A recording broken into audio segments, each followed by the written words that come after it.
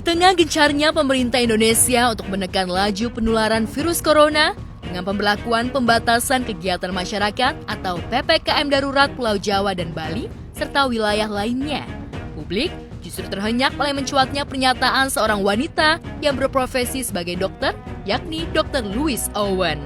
Dokter kecantikan ini terang-terangan mengaku tak percaya virus corona karena dinilainya hanya merupakan bagian dari konspirasi. Bahkan sang dokter yang viral melalui media sosial ini mengungkap beberapa fakta seputar korban meninggal COVID-19 karena pengaruh obat. Celakanya, pandangan Dr. Louise yang menyebar usai menjadi bintang tamu di sebuah acara talk show yang dipandu Hotman Paris dan salah satu podcast ini sempat membuat sebagian publik percaya atas pernyataannya. Apalagi bagi mereka yang selama ini cukup jenuh dengan situasi pandemi yang tak kunjung reda. Sontak salah satu dokter yang berada di garda depan Ikatan Dokter Indonesia, yakni Dr. Tirta Mandira Hudi, pun lantang menentang pernyataan sang dokter. Bahkan Dr. Louise telah dilaporkan dan sempat diciduk pihak kepolisian, meski kemudian dibebaskan bersyarat sambil menunggu penyelidikan polisi. Pernyataan Dr. Louise yang kadung menyebar di tengah masyarakat ini sontak membuat opini ihwal sikap menghadapi virus COVID-19 terbelah. Bahkan pihak Ikatan Dokter Indonesia menuding apa yang diungkap Dr. Louise sebagai hoax alias berita bohong karena tidak punya landasan ilmiah yang kuat. Melalui percakapan dengan Deddy Corbuzier, Dr. Tirta menjelaskan duduk perkara hoax bagaimana diungkap Dr. Louise. Kan ada kasus-kasus komplikasi obat orang meninggal, ada. Artinya yang dia ngomong itu dalam kondisi normal, artinya nggak usah COVID pun komplikasi itu bisa terjadi, namanya reaksi idiosinkrasi dalam satu penata laksanaan obat, itu bisa juga. Itu bisa terjadi. COVID nggak COVID itu bisa terjadi. Ada orang alergi obat juga bisa terjadi. Betul. Artinya harusnya si Dr. Louise ini bukan ditangkap, tapi diajak berdebat secara analisa. Nah, kalau misalnya dia bisa diajak berdebat, ya, ada konfirmasi. Kalau dia tidak bisa mengkonfirmasi, legitimasi dia hilang. Ya. Semudah itu. Oke, terus? Kenapa Anda harus ngelaporin? Karena kita sudah mengajak debat dari Desember 2020, Januari 2021, Februari, Maret, April, dan Mei terakhir. Orang videonya juga baru keluar Januari. Akun dia aktif tuh Desember 2020. Untuk statement dia interaksi obat itu keluar tanggal 20 Desember 2020 dan 12 Februari 2021. Gue catetin semua. Lu ajak debat nggak? Iya. Kan dia membicarakan tentang adanya konspirasi. Bahwa COVID tidak ada, ini tidak ada gitu ya. Nah, yang membicarakan konspirasi itu kan banyak. Ya. Dan konspirasi ini adalah hal yang asik untuk didebatkan. Bukan dipermasalahkan sebenarnya. Ya, terus? Oke. Kenapa Anda marah-marah ketika ada orang bicarain tentang konspirasi? Jadi gini, kalau kasus Louise itu yang dipermasalahkan sama kita dan ID, jadi dari Desember itu adalah 2 poin doang. Apa itu? Satu, dia menganggap semua kematian karena COVID itu karena interaksi obat. Itu statementnya ada. Ada interaksi 6 obat. Even paracetamol aja dianggap obat beracun. Itu dia statementnya dari Januari 2021. Lewat Twitter, Louise Owen, sama Instagramnya ada 3. Dr. Louise 7, Dr._Louise, sama Dr. Louise. Oke, tahu dari mana kalau itu benar-benar dia? Dia mengakui lewat WA. Saat pertambahan korban terpapar COVID-19 ditandai dengan terbatasnya pihak rumah sakit dan tenaga kesehatan untuk melayani korban terpapar, bersamaan dengan upaya pemerintah mencegah penularan lewat penerapan PPKM. Kehadiran pernyataan kontroversial Dr. Louise memang cukup meresahkan. Karena itu wajar jika Dr. Tirta dan pihak ID pun berusaha keras meluruskan opini yang kadung diterima begitu saja masyarakat yang tak punya latar pendidikan medis. Air kelapa ini tidak bisa menyembuhkan COVID. Oh ya, memang. Oke, naikin imun iya. Iya, memang. Nyembuhin COVID nggak? Nggak. Tapi kalau misalnya ada orang bilang dia nyembuhin COVID, salah dong, Pak. Dia beda pendapat. Iya, itu harus diluruskan. Apakah let's say analogi ini, ada orang statement bahwa air kelapa ini di statement kan menyembuhkan COVID. Let's say ada orang bilang air kelapa menyembuhkan COVID. Kita harus luruskan bahwa COVID itu adalah sebuah virus yang memang 90%-80% dia self-limiting disease. Ya, asalkan dengan terapi suportif yang cocok. Ya, garis lurusnya gitu. Nah, kalau misalkan dia tetap mengatakan air kelapa ini menyembuhkan COVID sehingga terjadi miskonsepsi atau misinformasi sampai masif nasional, ya kan? dan dia diperingatkan berkali-kali, tolong direvisi, nggak mau, tentu harus direm dong jari-jarinya.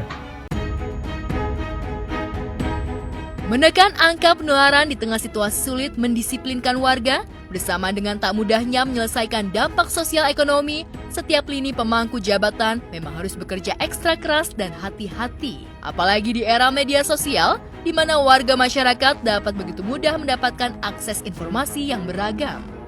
Tak terkecuali soal isu vaksin yang simpang siur di tengah masyarakat kita. Pernyataan Dr. Louis ini pun buat kita ada impact yang sudah ditimbulkan sebenarnya dari pernyataan itu. Impact apa? Apa impactnya?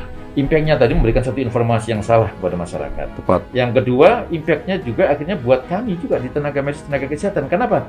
Pada saat informasi yang salah itu diberikan, maka itu akhirnya menurunkan yang namanya protokol kesehatan, Tepat. menurunkan namanya perubahan perilaku. Tepat. Akhirnya ngapain saya ngikutin apa yang disampaikan oleh pemerintah? Sehingga Iya. itu pun akhirnya apa? Dampaknya luar biasa. Itu yang kemudian akhirnya membuat pasien juga semakin banyak. Makin lama PPKM. Ya. Makin lama PPKM juga gitu loh. Pada akhirnya polisi itu nanggap tuh cuman hanya minta 3 hal, klarifikasi statementnya dia, diperiksa, sama supaya dia tuh nggak meneruskan narasi yang salah ini. Dan akhirnya yang lebih bagus adalah dia minta maaf. Meski di tengah hangatnya kontroversi penanganan virus corona, namun tak menghentikan sejumlah selebriti yang terus ikut terlibat dalam program vaksinasi. Salah satunya dilakukan oleh pesinetron Annisa Fitra. Pemain dalam sinetron Tukang Ojek Pengkolan ini ikut menjalani program vaksin demi menjaga tubuh agar tak rentan kena virus. Lantas, apa yang dirasakan Annisa usai vaksin? Untuk nyeri belum ada sih, mungkin nanti setelah 24 jam aku bakal ngerasain hal yang sama kayak teman-teman aku rasain, kayak contohnya lengan ngilu atau rada agak pusing gitu. Tapi gak tahu, nanti aku bakal update seputar tentang apa aja yang aku rasain setelah aku vaksin. Tak hanya Annisa yang sudah divaksin, pemain putri untuk Pangeran, Ranti Maria, juga memamerkan foto hasil vaksinasi COVID-19 melalui akun Instagram miliknya. Tak ketinggalan, komika Kiki Saputri juga ikut menjalani vaksinasi. Apalagi sebelumnya, ia pernah merasakan bagaimana getirnya terpapar virus corona. Vaksin dong, harus vaksin dong. Sebagai warga negara yang baik harus vaksin. Karena kan itu kan kebaikan buat kita juga, melindungi kita juga lebih siap menghadapi virus yang ada. Gitu. Ini masih banyak yang nggak mau vaksin, gimana sih, ada tanggapan dari mana? Ya, gimana ya? Susah dah, ya tugas pemerintah itu. Ngasih tugas kita bersama, makanya mudah-mudahan dengan Kiki vaksin jadi bisa membuat maksudnya kayak Kiki juga berani vaksin, mungkin Raffi Ahmad berani vaksin. Jadi menghilangkan apa ya namanya tuh istilah katanya menghilangkan paradigma negatif yang ada di masyarakat bahwa vaksin itu berbahaya dan segala macam. Jadi baru sampean vaksin sekarang memang susah kemarin. Iya, jadi kan gara-gara COVID. Udah pernah COVID 2 kali. Jadi udah harusnya vaksin terus COVID jadi ketunda gitu. Udah didaftarin padahal. Akhirnya alhamdulillah sekarang sehat jadi bisa vaksin. Namun bukan kegiatan vaksinasi yang membuat Kiki Saputri kembali jadi sorotan, tapi video Kiki Challenge Welcome to Indonesia yang berisi kritik atas perilaku korupsi oknum pejabat pemerintah yang jadi pusat perhatian warganet. Welcome to Indonesia, negeri jenaka. Katanya disubsidi tapi bansos dikorupsi. Tidakkah kalian dengar jeritan hati rakyat? Malah minta rumah sakit khusus pejabat kuat. Welcome to Indonesia, negeriku tercinta. Ini bukan kritik, cuma nyindir menggelitik. Rakyat harus di rumah untuk menjaga diri, tapi tenaga kerja asing. Loh kok Kalau nyindir pemerintah secara umum sih enggak, tapi kan itu nyebut oknum-oknum pemerintah yang itu kan sebenarnya lagu itu aku buat karena udah ada kejadian nyata, bansos korupsi, terus juga kayak ada yang minta rumah sakit buat pejabat ya kan.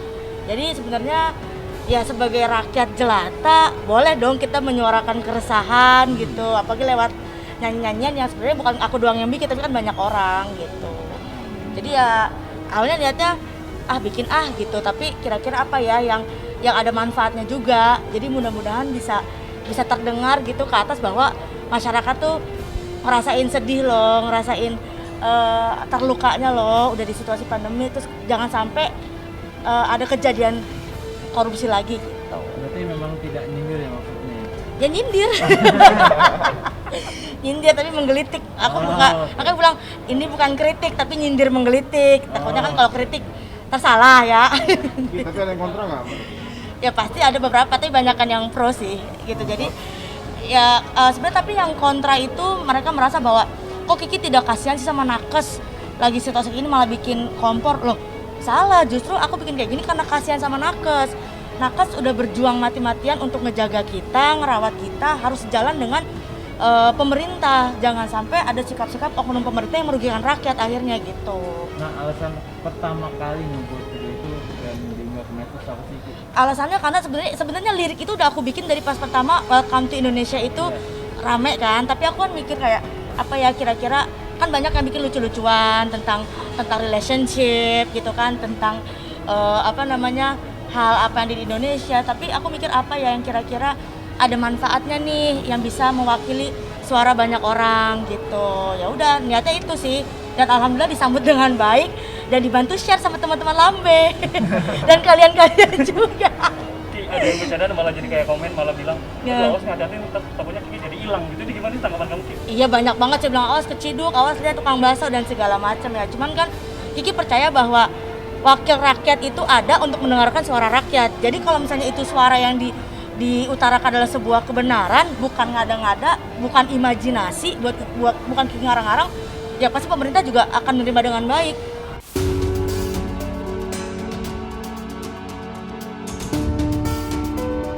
Video challenge yang viral di akun TikTok ini serentak jadi pusat perhatian warganet. Pedangdut Cita Citata yang sempat terseret kasus korupsi bantuan sosial COVID-19 karena diduga ikut mencicipi dana haram tersebut usai menjadi pengisi acara yang diadakan Kementerian Sosial. Bahkan sempat dipanggil Komisi Pemberantasan Korupsi ini juga ikut membuat challenge Welcome to Indonesia, tandingan yang berisi sindiran untuk orang-orang yang suka merendahkan bangsanya sendiri. Welcome to Indonesia, semua demi konten. Banyak protes, gak suka proses, belaga sopaten. Yang jelekin bangsanya, maaf mau tanya, udah ngasih apa buat Indonesia? Welcome to Indonesia, semua kok letah. Gue ngerti kalian lelah, tapi jangan payah. Mestinya sih bangga jadi warga negara. Semua yang terjadi itu karena kita. Selain Cita Citata, ada banyak selebriti dan konten kreator lainnya yang ikut larut bersahutan melalui challenge Welcome Indonesia. Welcome to Indonesia, have a look around. Netizennya bangga dijuluki sang maha benar. Lagi COVID dibilang konspirasi, divaksin malah kontroversi. Karena zaman sosmed, hati-hati banyak akun telur say. Welcome to Indonesia, ayo jalan-jalan. Padahal positif bilangnya ahli COVID kan. Isolasi nggak betah, COVID terus bertambah. Kasus naik lagi, nyalahin pemerintah.